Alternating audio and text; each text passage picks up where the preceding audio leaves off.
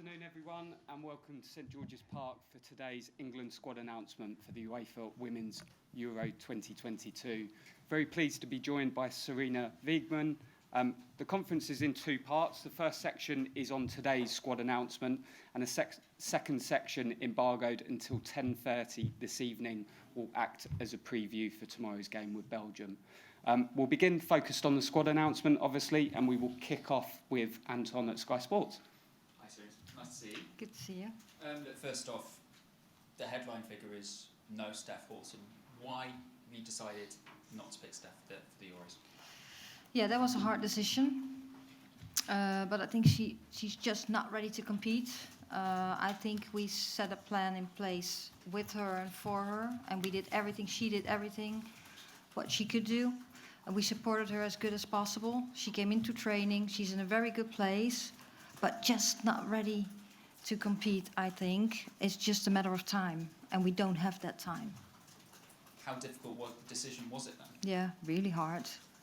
It's hard for every player that we had to disappoint. But of course, for her too, she's just such a big player who had such an impact on the England game, and she did everything. But yeah, as I said, other players do everything too. It's just really hard. What was her reaction when you told her that she wouldn't be in the final squad? Yeah, well, of course she was really, really disappointed, and I know she did everything to make it. So of course she wasn't happy. She just took the arguments I gave her, and then we left it for now, and we get in contact later. Will Steph and the other players not in the squad still be around the camp for the next few games and up until the Euros? No, we're now with 23, so we play Belgium tomorrow, and then after that we'll set in place what the standby players will do. A lot of people want to ask questions, so I'll just have one more. Fran Kirby is in though, despite the fact she hasn't played since February. Why did you decide to pick her despite a lack of match sharpness? Because she's doing well. She has been in training for a while. She has been in camp with us, and she has been in training, playing training games, and she's ready to compete tomorrow. Happy with the squad? Yeah, I'm happy with the squad. Yes, very happy. Thanks, Anton. We'll open up to questions from the floor. Yep, Lindsay.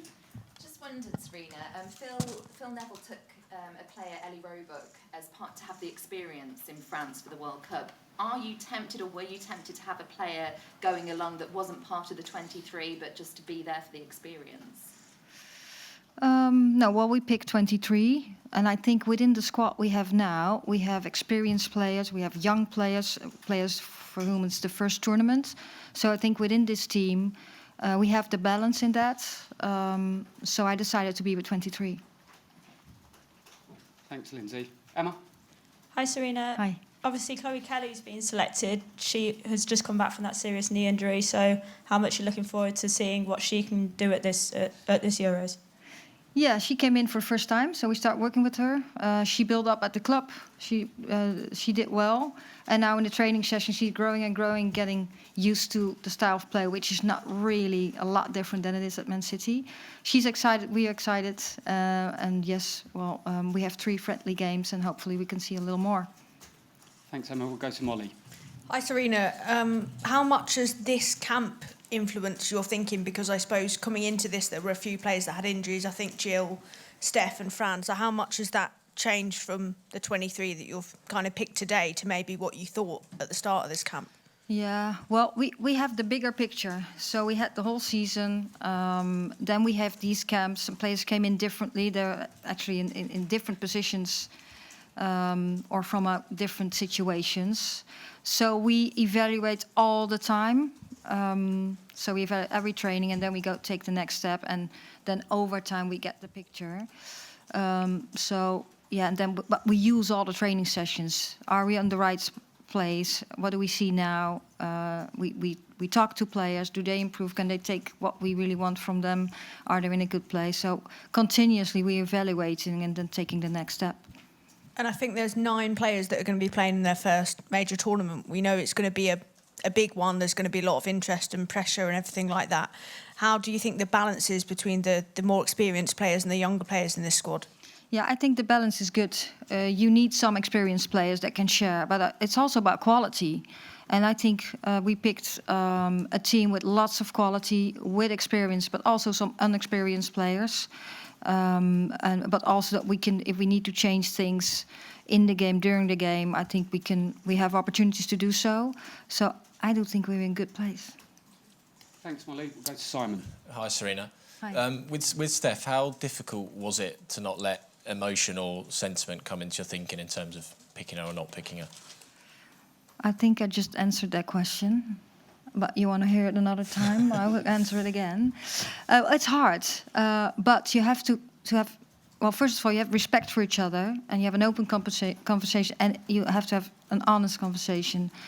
So, yes, of course, it's emotional, but the best thing is to give an honest answer and give the arguments, the football arguments, and have that, bring that across. And is there any thought or scope for her possibly being involved in a non-playing role in terms of her experience or having her as part of the setup, or is it now she's No, completely... I don't. I think, yes, she has lots of experience, but I think in this squad, we have also other players that can share their experiences with the team. So it's just the 23. Thanks, Simon. We'll go to Susie. Thanks. Hey, Sarina. How close was Steph? You said it was just a case of time. How much more time do you think she needs before she's match fit? Well, let me answer this last question on Steph, because I also want to talk about the 23. But I think she needs rhythm, and you need playing time. And so I don't know the time. It's just what you see. And normally you build up, and we have three games to build that up in minutes. But every person is different, and every person reacts different on load and comes back. Some players come back real quick, gonna take a little more time. So that's hard to compare with each other. Thanks. You're welcome. Thanks, Susie. Go to Catherine. Hi, Sarina. I don't think Jill's played since March. I know she had she dropped out of the last England squad back in April with, I think, an ankle injury. Obviously, she's fit enough to make the 23. How is her fitness, and will she be ready for these upcoming games? She kept on training.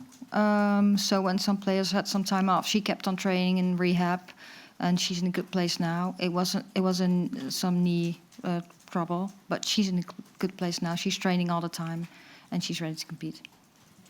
Thanks ever so much. Are there any other questions? Yep, Rachel.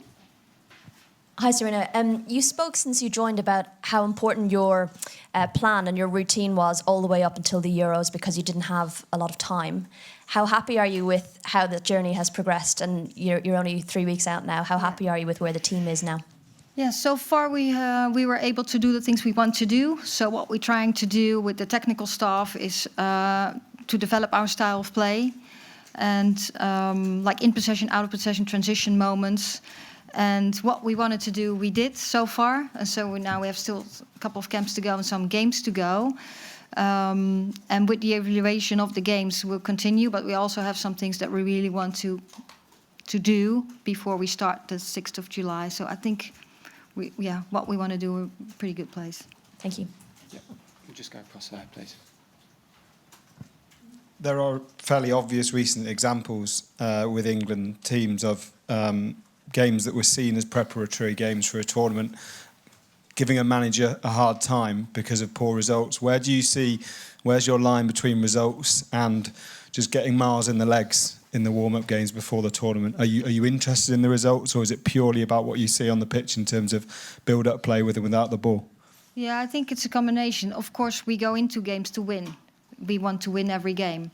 But we have 3 games. We want to see some things too. And this is the first game in our camp. And before that, most of the players had some time off. So you want to also manage the load a little bit in this first game tomorrow. And then we build more and more to the starting lineup. And the competition is really high in this team. We have some opportunity to change players and then change a little bit in what qualities we bring, special qualities we bring on the pitch. That's what we finally going to figure out the last games. Thanks, Daniel. Yes, we'll go to Sophie. Hi, Sarina. Hi. I was just going to ask about your squad and the pressure of playing at home, because you've done it before in the Netherlands, but here maybe only Jill has played in a tournament at home with the Olympics. So how do you assess the squad like mentally going into this as they're preparing for a home tournament? Yeah, there's pressure. What we do is, first of all, as we said, we have a plan in place on pitch and off pitch, and we just trying to manage all the expectations. And first of all, we have expectations from ourselves. We just want to play the best game we can, and that's what we're working on every day. So our plan needs to be really clear. We need to have trust in our plan and stick with that plan, whatever occurs on a road or comes on a road. And that's where you try to focus on. And the other thing is that, well, we know what our plan is. We share that with the team all the time. We get feedback from the team. So we make sure we're on the same page. And those are the conversations we have. And yes, we'll probably have lots of opinions, which is okay. Because the more people watch, the more opinions we have, the better it is for the development of the game. But we need to value our own opinions because we know what plan we have in place. Thank you. Thanks, Sophie. We'll take a question from the back. Sorry. Hi, Sarina. A lot of the players have really praised these facilities and, you know, the training the past couple of weeks. How important has that been in sort of your selection and seeing how fit they've been and how well they've trained on the pitches? Yeah, it's just really nice that we have such great pitches because then you can do what you want to do.